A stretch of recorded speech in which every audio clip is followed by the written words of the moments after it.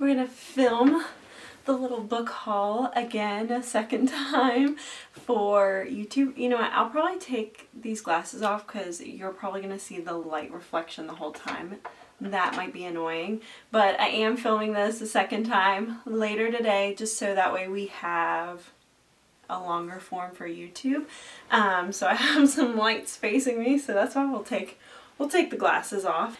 If you guys have seen our last TikTok on the Pine Cellar Girls TikTok, I recently did the book buying challenge with my wonderful husband Brian. For my birthday, he let me go to Barnes & Noble. It was a Barnes & Noble of his choosing. It's not my local Barnes & Noble. I've only been there once, so I didn't have a good layout of the land, but he let me go in. He didn't give me a time limit to scour. He just went to the bathroom and said, whenever I'm done going to the bathroom, your time is up. So that was, I mean, no more than 2 minutes. And then I had originally a minute to go around and pick up any books that I wanted. I didn't have a rule as far as like only books you could carry, but then he let me pick out as many books as I wanted that I could get in that time frame in a minute 30 seconds. But yeah, so this is the official birthday book haul. I ended up grabbing 13, but he let me add 2 more for a total of 15, and he let me do trades because there were definitely some books I just grabbed in a panic, so that would have just been wasteful. I wasn't going to read them. To get started, this first book here, this was the book that I went into Barnes & Noble knowing we were leaving with this book. If I did not find this book, I was gonna be definitely disappointed in myself. This is Throne of Secrets by Kerri Maniscalco. She wrote the trilogy Kingdom of the Wicked, Feared, and Cursed, and I've read all 3 of those books already. I really enjoyed them. Those followed The Prince of Wrath.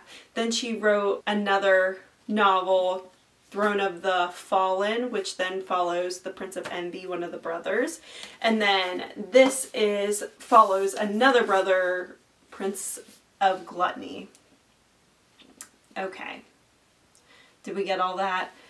Basically, it's a romantasy. I'm very excited about it. I really liked that Kingdom of the Wicked trilogy. I haven't read Throne of the Fallen yet, but I know I'm probably going to enjoy it, and I will definitely want to read the next one, even if I don't enjoy that one. Anyways, this is one of the first books I got. I went in there knowing I was going to grab it, found it, thank goodness. Okay, another book that I got was Same Time Next Summer by Annabelle Monaghan. She, from what I've gathered, she mostly writes very much women's fiction with subplots of romance. Very popular author recently. I've seen Destiny Sidwell read and highly rate a lot of Annabelle Monaghan's books recently, so I'm excited for that one. The Right Move by Liz Tomford. This is a part of the Windy City series, which is an interconnected standalone romance series. The Right Move is the second one in the series. I actually have the first one, which is Mile High. I have not read it, and I normally wouldn't jump ahead by the second book in a series, but it is my birthday. I know I'm going to read Mile High. I know I'm definitely going to read this book because this tends to be everybody's favorite in the series. So I'm very excited about this one, and I love these covers, and I like the way the books feel. So that is also exciting. Next on our tower is A False Start by Elsie Silver. Elsie Silver is actually one of my favorite authors, as she is for many of us. She writes small town cowboy romances. I've actually read all of her books thus far, except for this one. This is the last one that I have yet to get to, but I will probably be starting this very, very soon. Pretty easy, pretty quick to get through. And yeah, I really, really enjoy her books. Another book that I found was Fragile Sanctuary by Catherine Cowles. I've actually not heard much about this. I know it's probably a popular book given the section that it was sitting on the romance table. So I'm aware it's probably popular. I just haven't personally seen it anywhere. The only reason I grabbed it was because it was on that table, and it's stunning. It's a very gorgeous cover. Unfortunately, my cat Thor, who made a guest appearance earlier but has left us, did chew some of it. I am currently reading it. It is a contemporary romance novel, but it has a little bit of mystery, which I do like. I read recently Mia Sheridan. She wrote a book called Unwanted, and it was very much along those same lines. The next book, this is another one I'm very excited about. This is The Bone Shard Daughter by Andrea Stewart. This is a fantasy novel, but it's a part of a series. This is the first book in the series. I have never read anything by Andrea Stewart, and I honestly haven't seen a lot of ratings by other by different like booktubers, book talkers, people in that realm. I haven't seen many people read and review this, people that I follow anyways, but when I had originally gone down that wormhole of reading Sarah J Maas books, I started with ACOTAR, went to Throne of Glass, reading Crescent City. After I read all those books, the only section you would have ever found me in at the bookstore was the fantasy. And I remember seeing this, the summary caught my eye. It definitely caught my eye because it has like a little blurb by Sarah J Maas. So I've been wanting to read this for a while. And as I said in my TikTok, I'm definitely very much looking for a fantasy series to grab me the way Throne of Glass did, take a hold and ruin my life, because I was just so invested in those characters. And I just haven't found something that hits the same way since. So I am hoping this could be something like that. It's a pretty big book, but we'll definitely be getting to this very, very soon. The next book I have here is A Shadow in the Ember by Jennifer L. Armentrout. I've yet to read one of her books before. She is a pretty well-known, mostly romantasy, but I do believe she writes just some general contemporary romance novels as well. Somebody that I follow, a YouTuber, her name is Gabby Cheyenne. She really loves this author, says this author is kind of one of the people who reignited her hobby of reading, and this is her favorite series by this author, a Flesh and Fire series, so I figured I would start there. The hardback is also gorgeous. I'm normally not a hardback girly, but some of the books that I was getting, they just didn't have the paperbacks, but it's pretty stunning. The back of it says, "Make him fall in love, become his weakness, and end him." Support that. Next on our list is Fredrik Backman, Anxious People. This is like a general literary fiction novel. I'm sure you've heard of Fredrik Backman at this point. I have not read one of his books yet. I really wanted to find Beartown. That is what I wasted, not really wasted, but I spent a lot of my time scouring trying to find his books, but this is the only one I could find that they had in the store, so I don't know if they've just been sold out. So I grabbed Anxious People. Of course I want to read this one too, but I really wanted to read Beartown. I didn't know it was kind of a series, and there's a couple more novels in that series, so I was really excited about that, but I'm still very excited about this. The next two books are both by Kristen Hanna. I grabbed,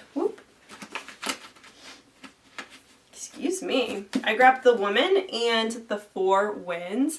Kristen Hanna writes historical fictions. I've not read too many historical fictions in my time since at least like reading for high school, but she's a very popular author. The books kind of focus on women and the experience of womanhood, being a woman, which I love. When we walked in, this specific Barnes & Noble actually has a whole table dedicated to Kristen Hanna books, so they were a very easy grab. I didn't go overboard and grab the whole situation there. I just grabbed two that I've heard very, very good things about. Another book that I got, Love on the Brain by Ali Hazelwood. I do really enjoy Ali Hazelwood's writing. She is known for her STEM romances.